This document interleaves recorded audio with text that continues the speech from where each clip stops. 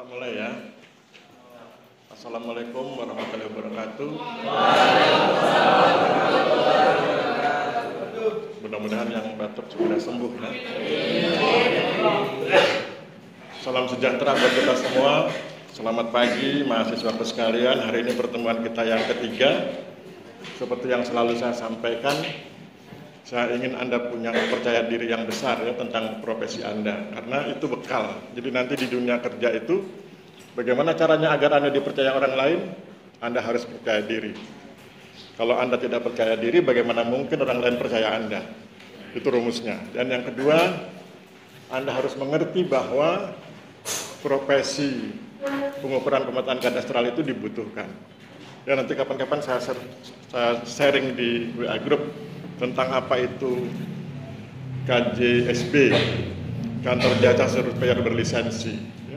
Dan bagaimana seorang surveyor kadastral itu sangat dibutuhkan. Anda sudah pernah dengar MASKI? Itu organisasi profesinya orang-orang kadastral, orang-orang surveyor kadastral, dan Anda termasuk di situ sebetulnya ya.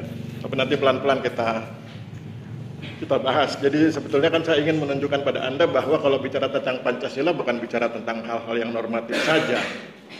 Tetapi tentu hal-hal yang normatif itu dibutuhkan. Kenapa kemudian saya sekarang fokus ke hal-hal yang sifatnya praktek, yang sifatnya praktis, terapan, karena atas izin Tuhan, Anda kan sudah dapat yang normatif.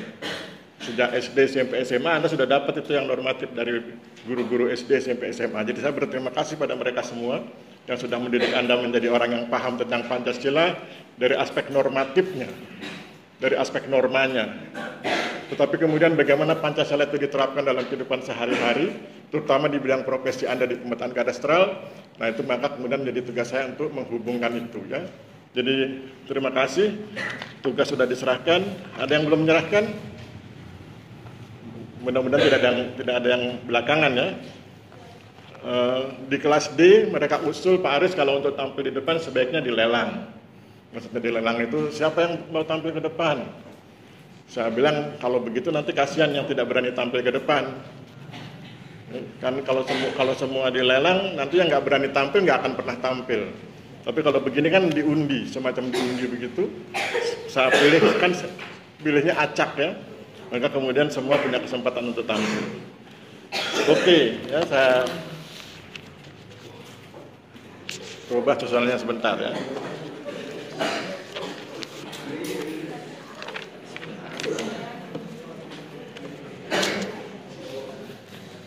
Video pertama tentang apa?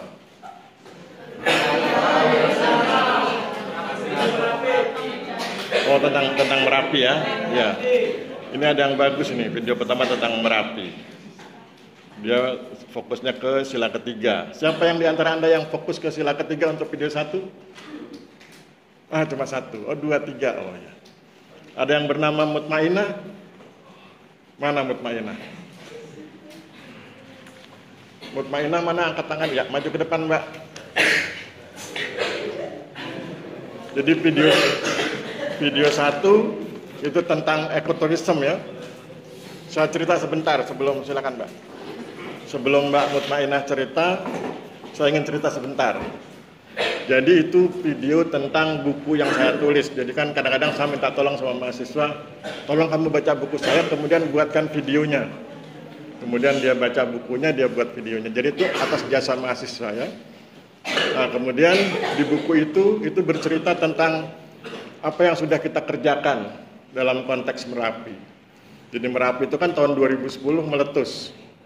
Nah, maka kemudian bagaimana kita menyiasati itu, menyikapi itu.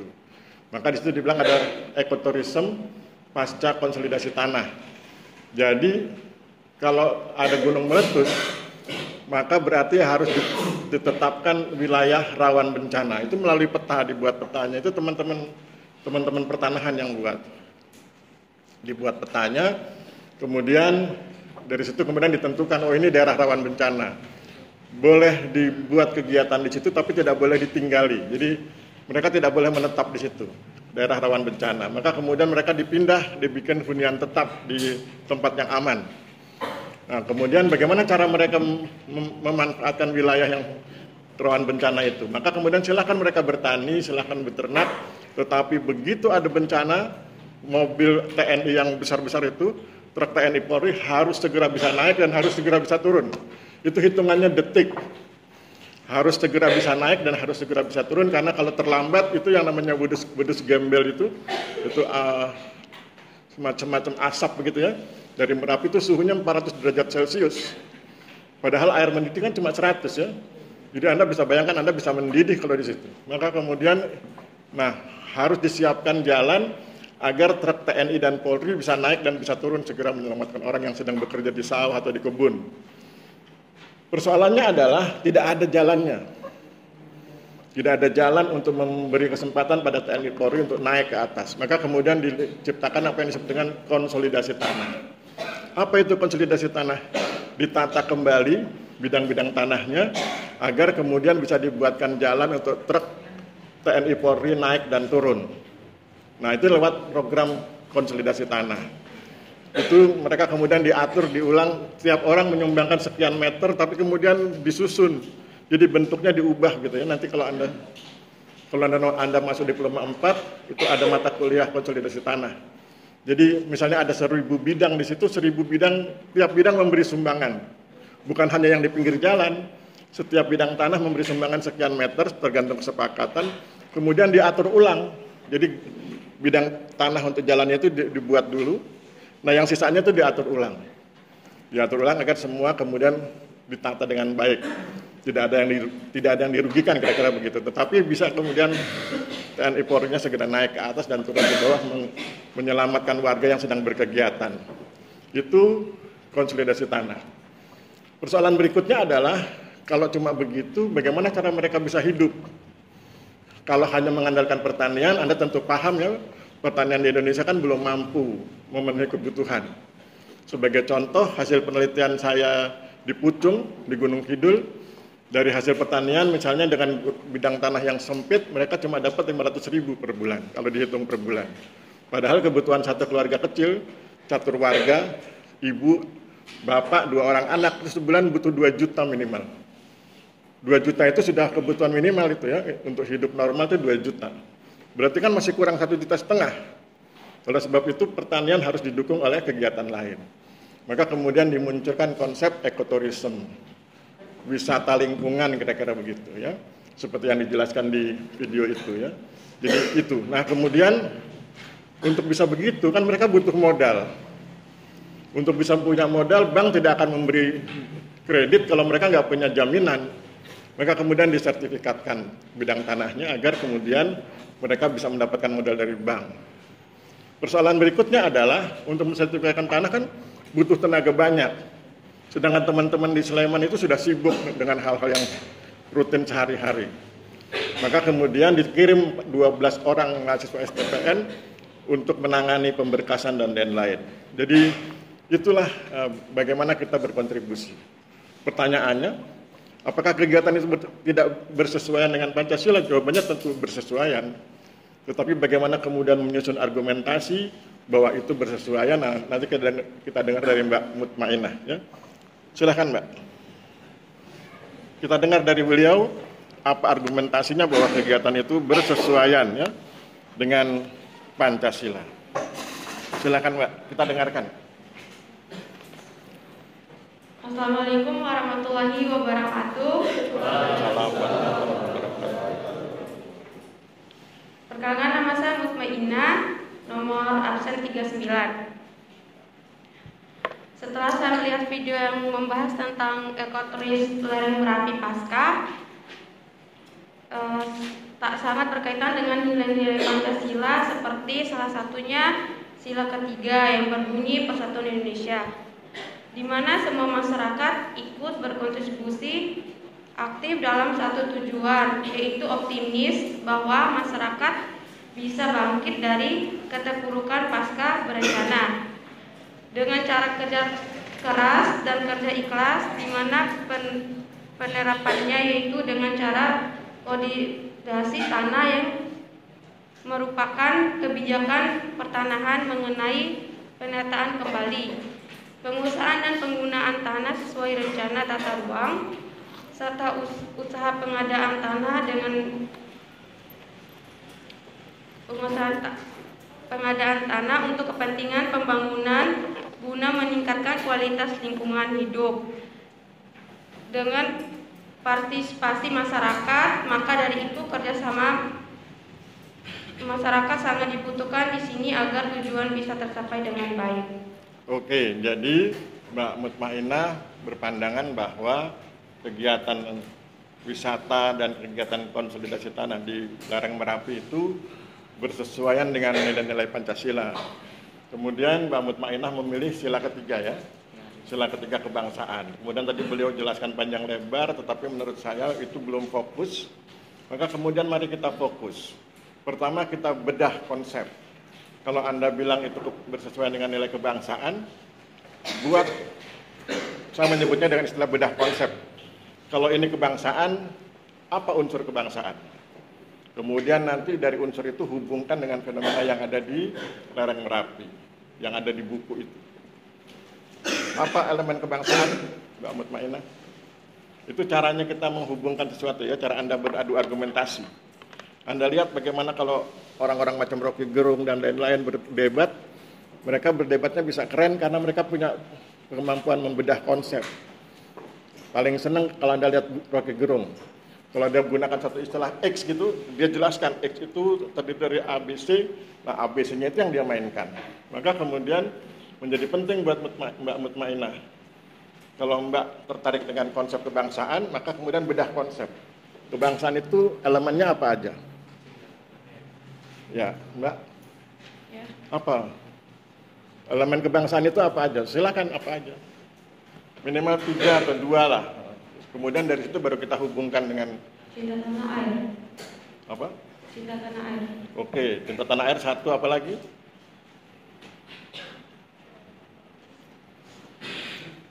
Kalau ada selain cinta tanah air apa lagi Mas? Tadi Mas bilang cinta tanah air.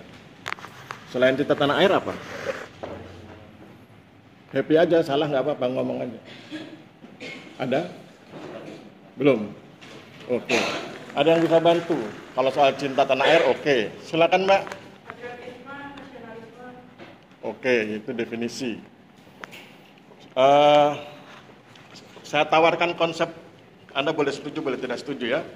Kalau bicara tentang kebangsaan itu minimal 3 elemennya. Pertama, syukur.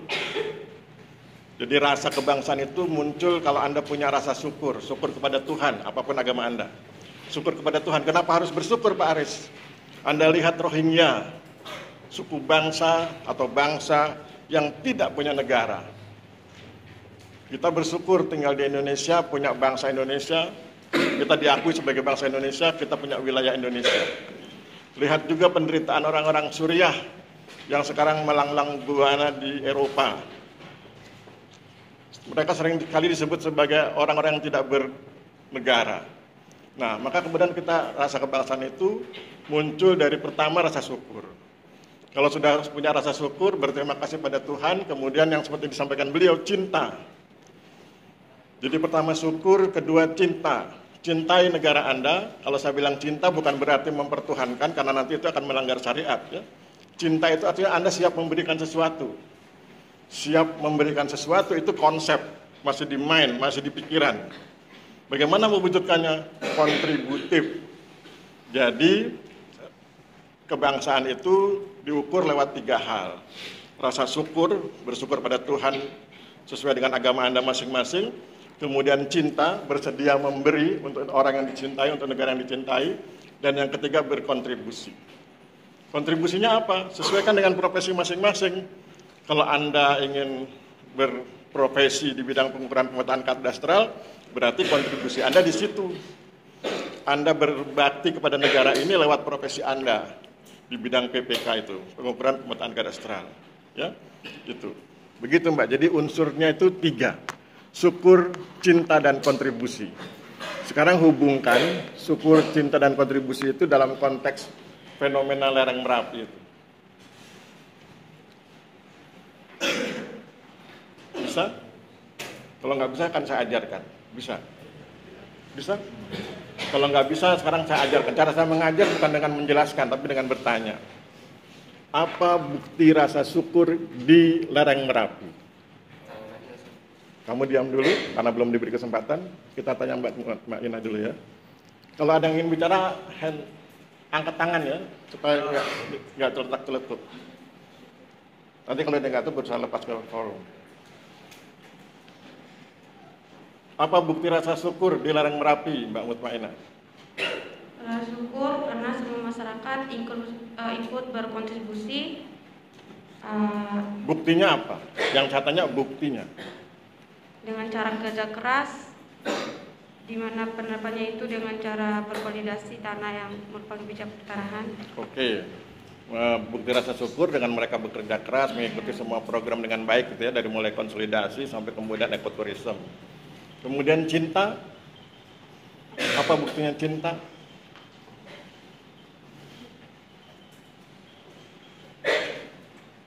Ayo cepat. Kan pelajaran PPKN itu pelajaran paling mudah ya. Kalau Anda ngobrol dengan teman-teman, untuk kuliah apa PPKN? Paling gampang PPKN itu. Kan belum ketemu pengukuran pemetaan kadastral ya. Hitung perataan sudut, nah itu susah. Hitung perataan sudut, membuat poligon tertutup, poligon terbuka ya. Kenapa Pak Aris tahu? Saya tuh 81 sampai dengan 88 saya bidang pekerjaan saya itu. Membuat peta topografi, peta penggunaan tanah, peta kemampuan tanah, peta bidang tanah. Baru kemudian saya terjun ke sosiologi, jadi saya punya basis pemetaan kadastral. Ya. Ayo, syukurnya sudah, cintanya apa? Bukti cintanya apa? Bukti cintanya mereka kerjasama dengan baik agar tujuannya bisa tercapai. Kalau cinta itu masih sikap. Kalau sudah kerjasama itu kontribusi. Ya. Jadi bukti cintanya kesediaan bekerja sama, itu berarti sikap. Kemudian ketika mereka bekerja sama itu kontribusinya. Oke, kontribusinya apa? Apa kontribusi para pihak dalam konteks lereng Merapi? Saya bilang para pihak karena pihaknya banyak ya. Ada BPN, ada Pemda, ada masyarakat setempat, ada pemerintah desa. Apa kontribusi para pihak dalam konteks lereng Merapi? Kita mulai. Buktinya kontribusi kantor pertanahan apa? Menyelenggarakan konsolidasi tanah. Kontribusi pemerintah provinsi apa? Memberi bantuan penyediaan hunian tetap. Pemerintah kabupaten sama dengan provinsi. Pemerintah desa, angkat tangan dulu biar saya bisa lihat orangnya yang mana. Ayo, biasakan hands up, kemudian ngomong. Ada? Angkat tangan dulu. Jangan takut, kan nggak dihukum juga. Kalau salah nggak masalah. Ya, kontribusi yang mana yang Mbak pilih? Desa ya? Ya, oke.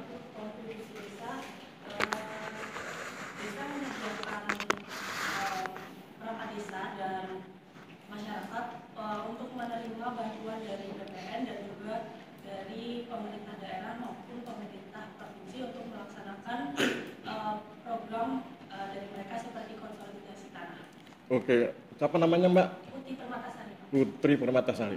Putih Permatasari. Oke, aplaus buat Putih.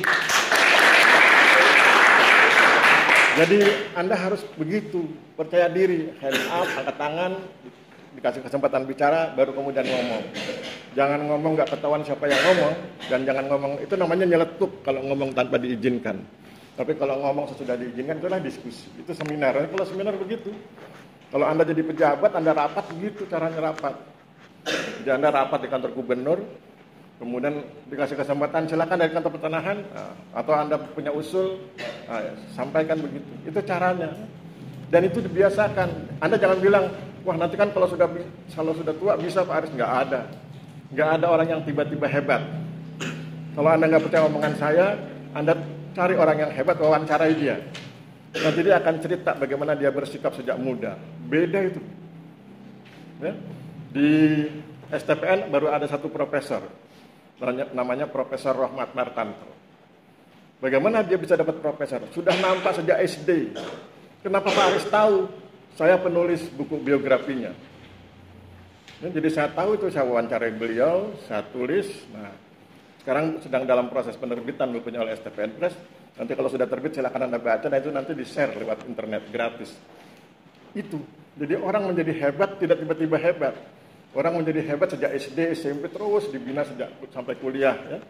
Jadi mari, pertama percaya diri, kedua ikuti tata cara diskusi. Hands up, angkat tangan, dikasih kesempatan bicara, kemudian bicara. Ya. Oke, kalau gitu terakhir Mbak Mutmainah, buat kesimpulan apa yang kita diskusikan hari ini.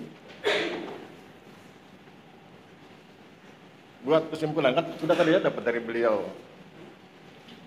Apa kesimpulannya?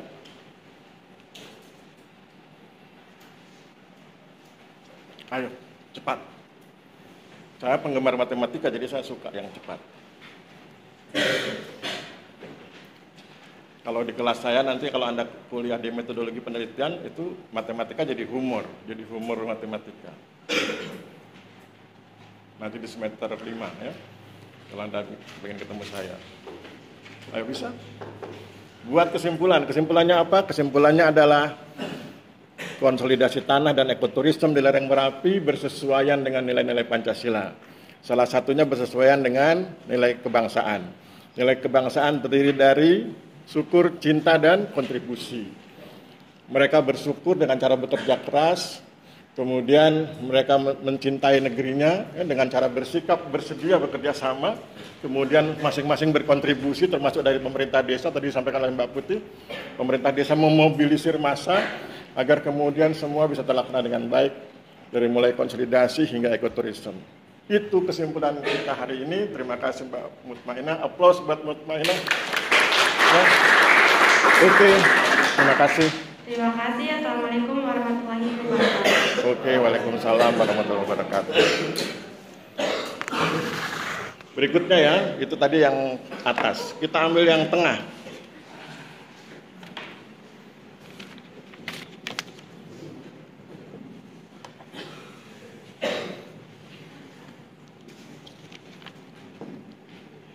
Saya kalau pagi nih, nanti mirip namanya dengan yang saya biasa lakukan.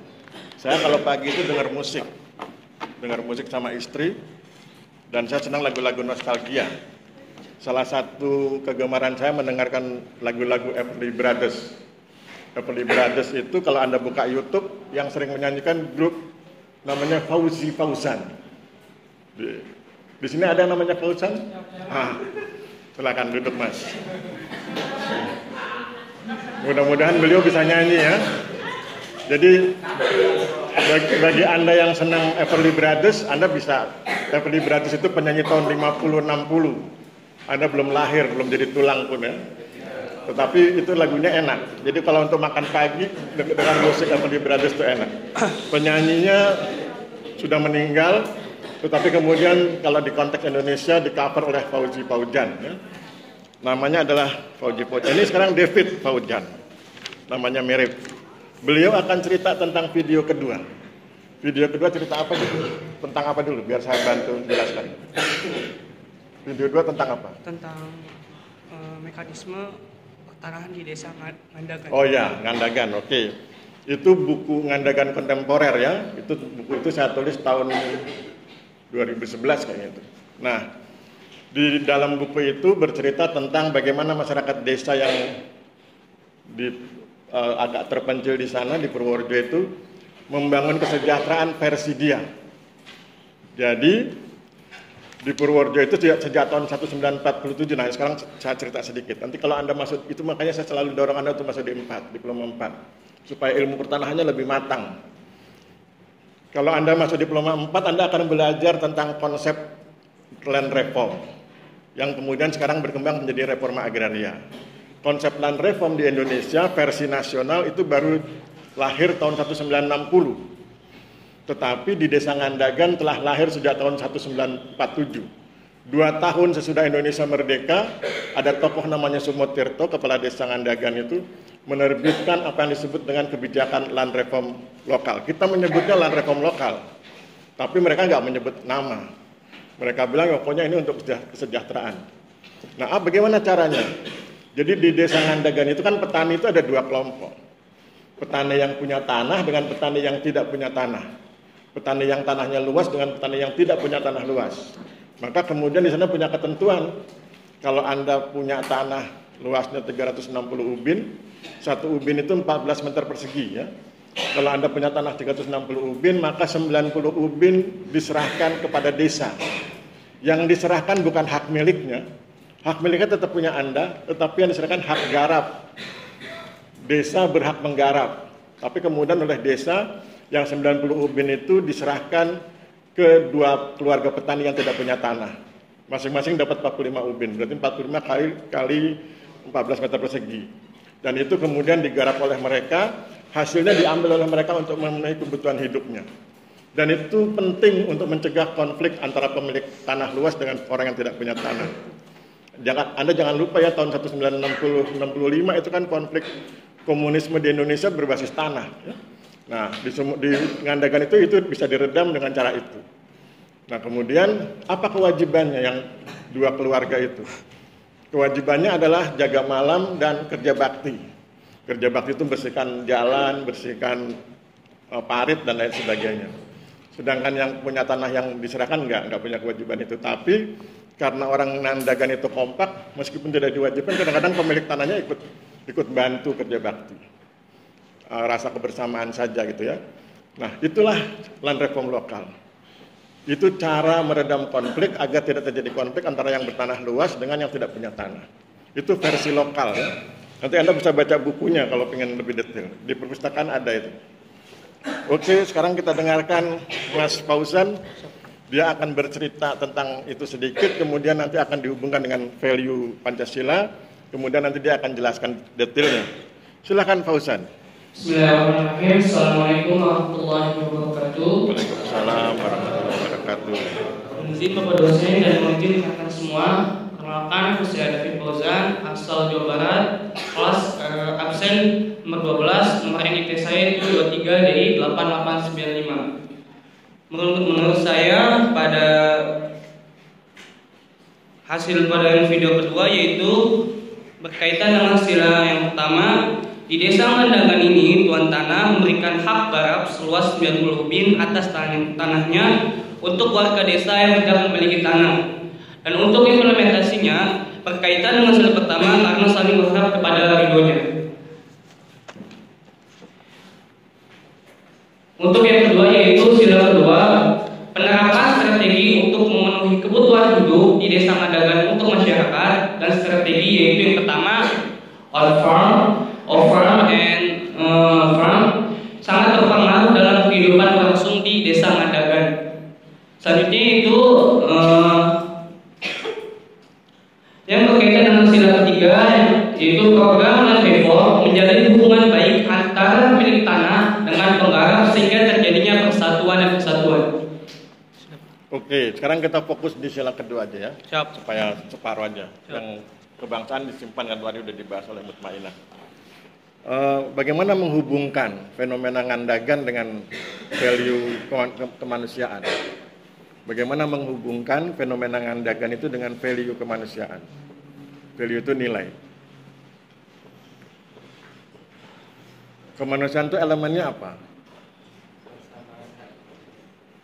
Hands up, baru kemudian ngomong. Ya. Persamaan hak dan kewajiban. Oke, kita pertimbangkan. Sependapat dengan beliau, Pak Ustaz?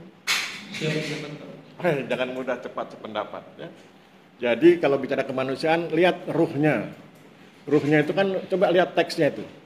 Kemanusiaan yang adil dan beradab. Jadi unsur kemanusiaan itu bukan persamaan hak. Kalau persamaan hak dan kewajiban itu justru masuk di kebangsaan. Ya, jadi unsurnya adalah adil dan beradab. Kemanusiaan itu kan pada intinya Anda harus menjaga hak asasi manusia. Tiap hak asasi manusia seseorang dibatasi oleh hak asasi manusia orang yang lain. Hak beliau untuk ngomong itu dibatasi ada orang lain juga untuk bicara. Hak beliau untuk bernyanyi dengan suara keras di kamar dibatasi oleh hak kawannya untuk istirahat di kamar. Artinya apa? Hak asasi beliau dibatasi oleh hak asasi orang lain.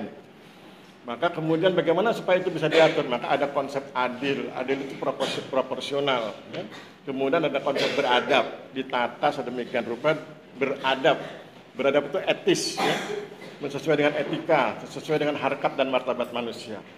Jadi elemennya itu, kemanusiaan itu harus adil dan beradab. Kalau tidak adil dan tidak beradab itu bukan kemanusiaan. Ya, kalau adil itu artinya proporsional, kalau beradab itu artinya etis, memenuhi etika kehidupan. Nah, sekarang kaitkan itu dengan fenomena Ngandagan. Fenomena berbagi hak garap tadi itu. Fenomena Ngandagan itu kan fenomena berbagi hak garap, ya.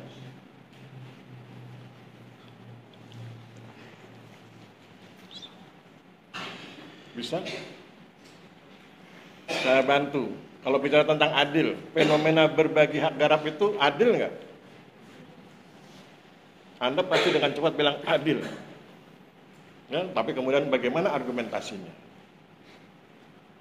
Mengapa fenomena berbagi hak garap itu disebut adil?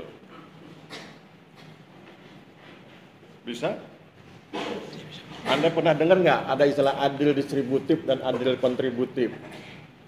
Adil distributif itu adil ketika setiap orang diberi kesempatan untuk memenuhi kebutuhan dasarnya dulu. Itu adil distributif, setiap orang mendapatkan hak yang sama. Itu adil distributif, bahwa setiap orang itu berhak untuk mendapatkan instrumen produksi, alat berproduksi.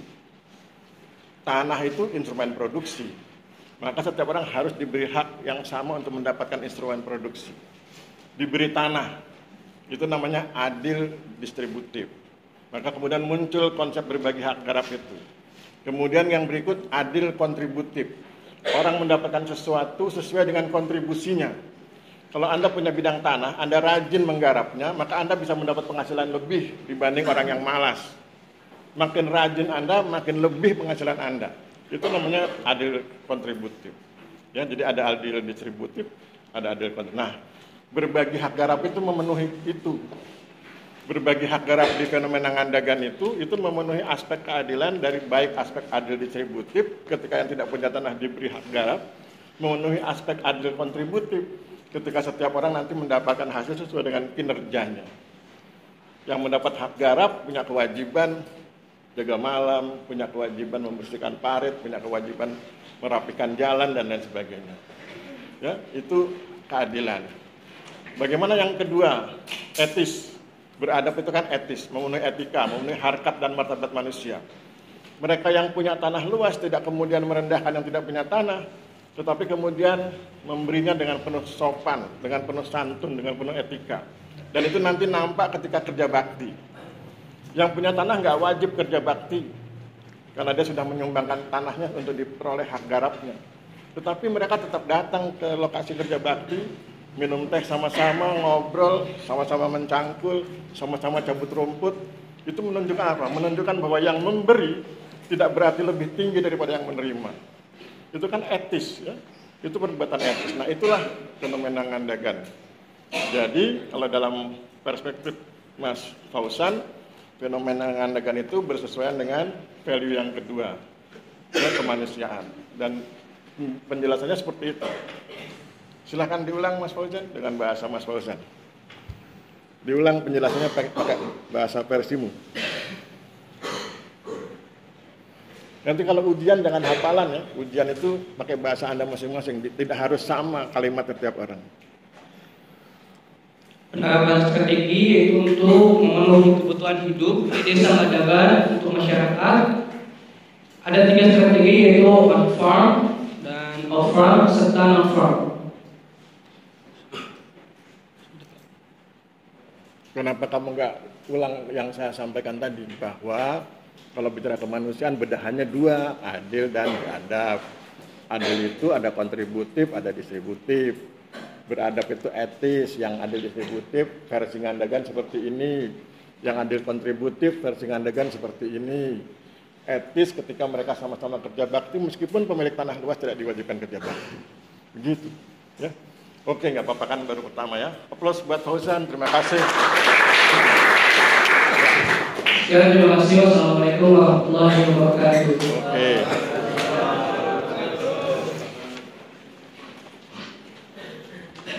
Terakhir ya.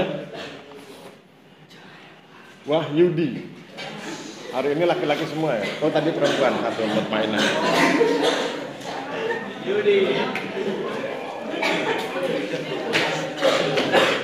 Silakan Wahyudi. Langsung perkenalkan diri, video ketiga ya.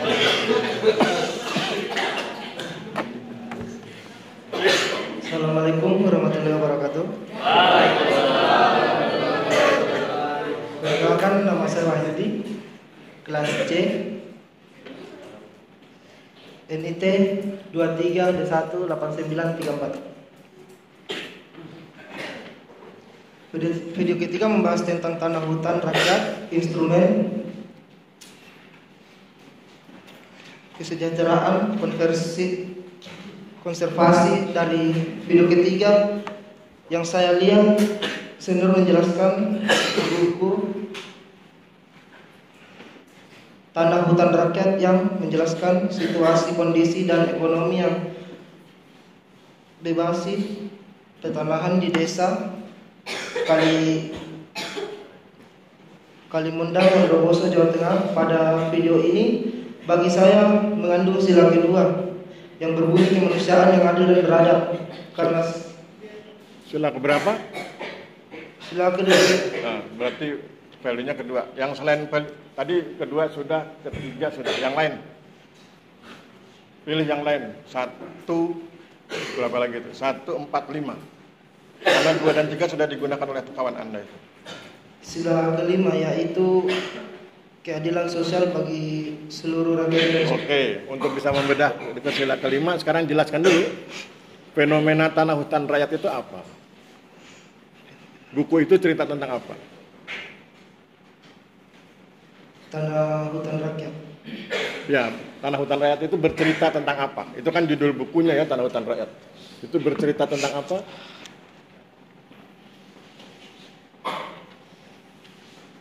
Nggak ada di kertasmu, saya udah baca tadi. Kamu sudah dengar videonya? Sudah? Jadi Tanah Hutan Rakyat itu bercerita tentang sebuah desa. Nama desanya apa? Kalimundang, Bondowoso. Kalimendong. Kalimendong, Bondowoso. Mana? Enggak, pakai mic. Kalimendong, Bondowoso, Jawa Tengah. Salah, bukan Bondowoso. Wonosobo. Wonosobo. Beda itu ya. Bondowoso itu Jawa Timur, Wonosobo itu Jawa Tengah. Jangan grogi, tapi juga jangan sembarang ya.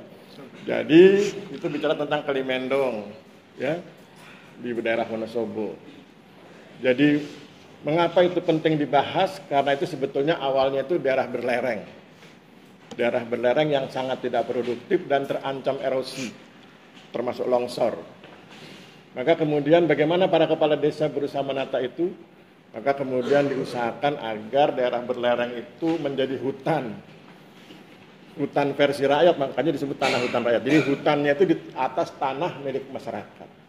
Disebut hutan rakyat, tanah hutan rakyat. Nah kemudian pertanyaan berikutnya, kalau itu dihutankan, apakah bisa memberi penghasilan buat masyarakat? Kalau itu hutannya hutan yang sembarangan, tidak akan mampu memberi penghasilan. Maka kemudian dibuat hutan komersial. Apa itu? Ditanami albasia. Albasia itu setiap 8 tahun sekali bisa dipanen. Nah kemudian itu kan panennya per 8 tahun sekali. Bagaimana untuk kebutuhan hari-hari? Maka ditanam salak pondo. Salak pondo itu bisa dipanen dalam waktu singkat gitu ya. Jadi ada salak pondo, ada hutan albasia. Itu yang kemudian bisa melindungi tanah itu agar tidak longsor. Kemudian bagaimana kalau mereka tiba-tiba punya kebutuhan menyekolahkan anak? Maka kemudian ada namanya kredit tunda tebang. Kredit tunda tebang itu artinya dia ngambil kredit di koperasi yang ada di situ atas bantuan nanti lewat BRI dan lain sebagainya. Kemudian nanti dibayar ketika albasianya sudah berumur 8 tahun baru ditebang. Itu namanya kredit tunda tebang. Itu cara pemerintah desa menata kehidupan warganya. Maka kemudian betul ketika dia pilih sila kelima. Ya. Sila kelima kan keadilan sosial ya. Keadilan sosial itu sama dengan apa? Keadilan sosial itu value-nya apa? Apa itu keadilan sosial? Nggak ada di teksmu itu. Saya udah baca, nggak ada. Mainkan logika aja. Keadilan sosial itu apa? Siapa namamu? Wahyudi ya? Apa keadilan sosial Wahyudi? konsepnya namanya keadilan sosial. Bentuk konkret nyatanya apa keadilan sosial itu? Ini yang saya bilang bedanya normatif dengan terapan ya. Kalau Pancasila normatif, Anda cuma tahu konsepnya. Keadilan sosial, begitu ditanya apa itu keadilan sosial, Anda nggak paham. Itu artinya Anda belum paham terapannya. Padahal sudah saya ajarkan ya. Mungkin Pak Yudi lupa. Apa Pak Yudi? Bentuk nyata dari keadilan sosial itu apa? Ada yang bisa bantu? Hands up, angkat tangan. Angkat tangan dulu. Ya, silakan Mas. Keadilan sosial itu apa? Keadilan sosial itu apa? Keadilan sosial itu ya sesuatu kegiatan atau sesuatu peristiwa yang untuk menggapai tujuan yaitu dengan dalil sila kelima yaitu kesejahteraan. Jadi keadilan sosial itu kan konsep ya. Konsep itu artinya omong-omongnya begitu. Teksnya bunyinya begitu. Baru kemudian kalau ditanya apa bentuk nyatanya? Bentuk nyatanya adalah kesejahteraan masyarakat. Gitu? Gitu ya. Oke, thank you. Siapa namamu? Bagas Yudhistama. Bagas. Ya. Oke, thank you Bagas. Applause buat Bagas ya. Begitu, Pak Yudi. Kok sudah dibantu oleh Bagas itu? Keadilan sosial itu konsep. Bentuk konkretnya kesejahteraan masyarakat. Sekarang hubungkan itu dengan peristiwa di Kalimendong itu.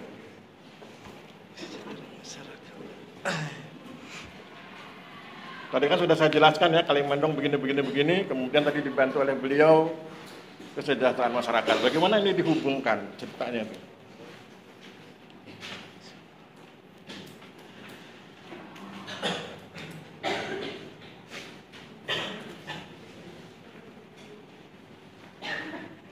Mengheningkan cipta selesai. Ayo bicara Pak Yudi. Selesai mengheningkan ciptanya.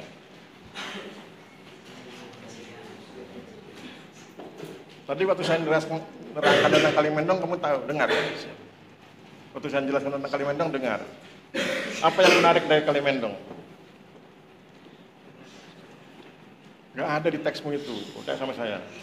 Apa yang menarik dari Kalimendong? Dari cerita saya tadi itu loh. Gak ada di situ. Yang menarik adalah bagaimana ada hutan rakyat ditanami albasia, per 8 tahun dipanen, kalau butuh bisa ambil kredit tunda tebang, ada salak yang bisa dipanen setiap saat. Gitu tuh? Nah, hubungkan dengan kesejahteraan masyarakat. Ayo cepat. Kan calon sarjana. Kalau masyarakat sudah punya jaminan kehidupan seperti itu, kalau dia punya kebutuhan hari-hari bisa dipenuhi dengan memanen salaknya setiap saat, kebutuhan 8 tahunan dipenuhi dengan memanen albasia, kebutuhan mendadak dipenuhi lewat kredit tunda tebang, itu kan berarti sudah sejahtera. Meskipun sejahteranya tentu tidak seperti sejahtera yang kita maksud ya. Kan sejahtera itu bertingkat-tingkat ya. Dari yang sangat sejahtera, sedang, tidak sejahtera, belum sejahtera. Tetapi itu sudah merupakan proses untuk menjadi lebih sejahtera daripada sebelumnya hanya semak belukar, bahkan terancam longsor.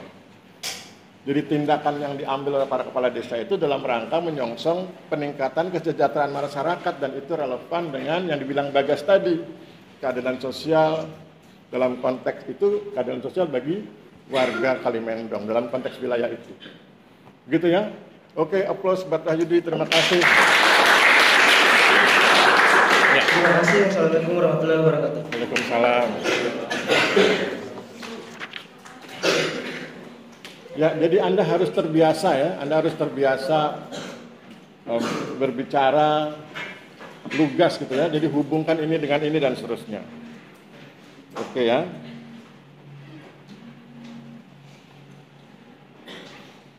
Sekarang kita masuk ke materi yang ada di bahan itu ya. Yang ada di WA Group.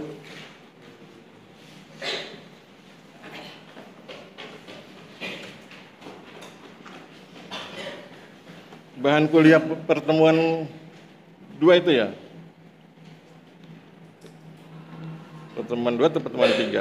Salah ya, pertemuan 3 ya.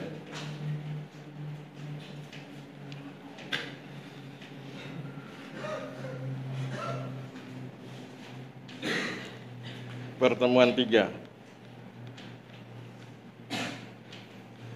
Kita cuma punya waktu sekitar 20 menit, karena 9.40 harus sudah bubar ya. Materi kuliah 2.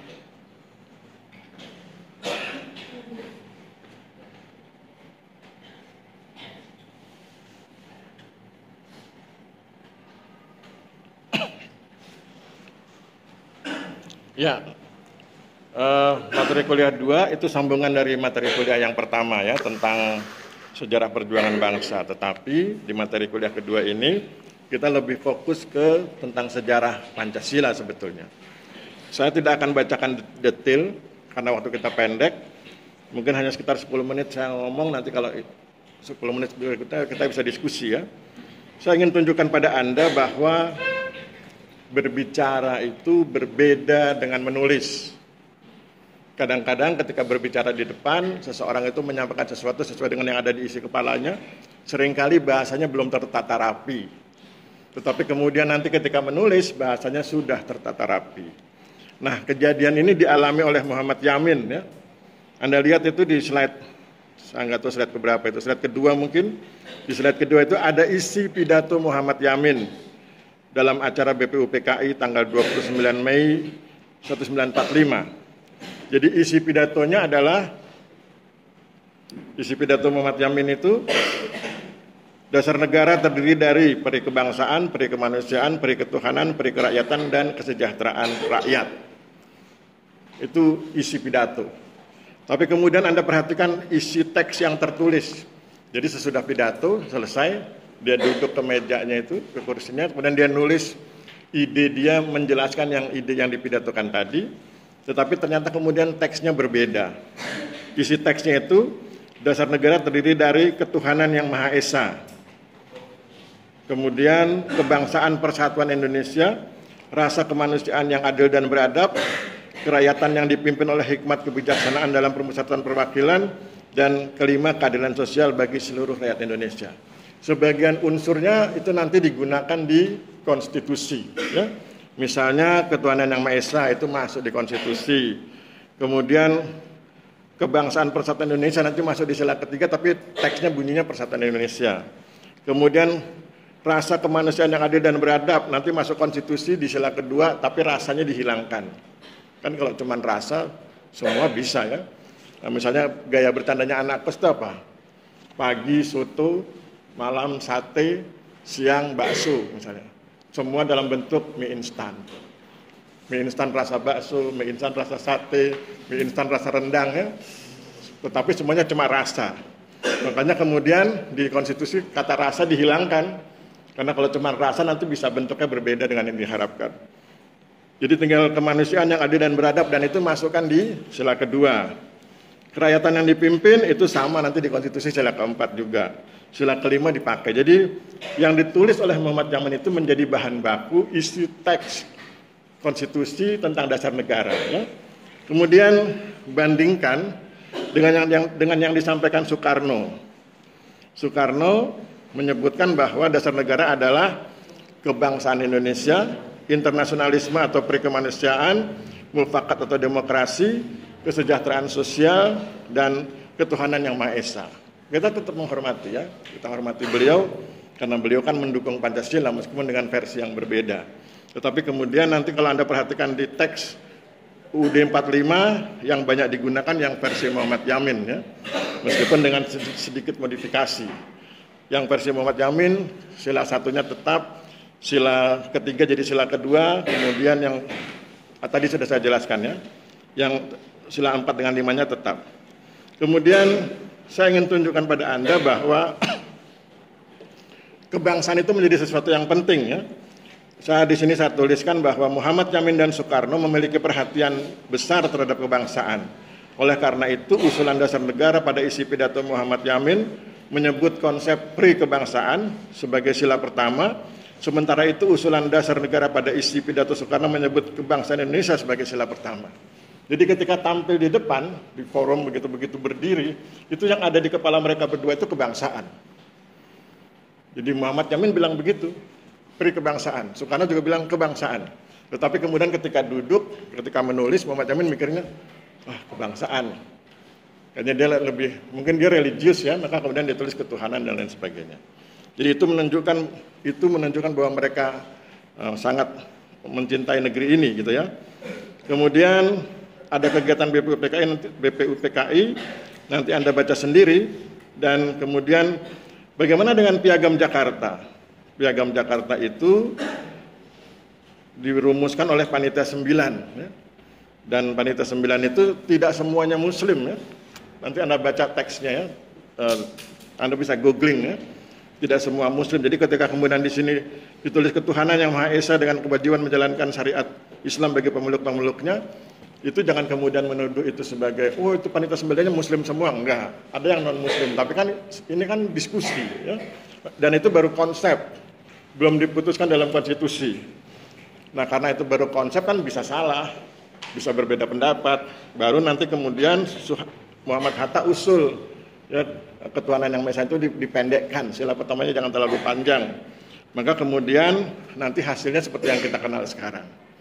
Jadi kenapa ada Piagam Jakarta? Itu proses. Segala sesuatu kan berproses ya. Jadi jangan kemudian itu jadi sumber pertentangan antara kita.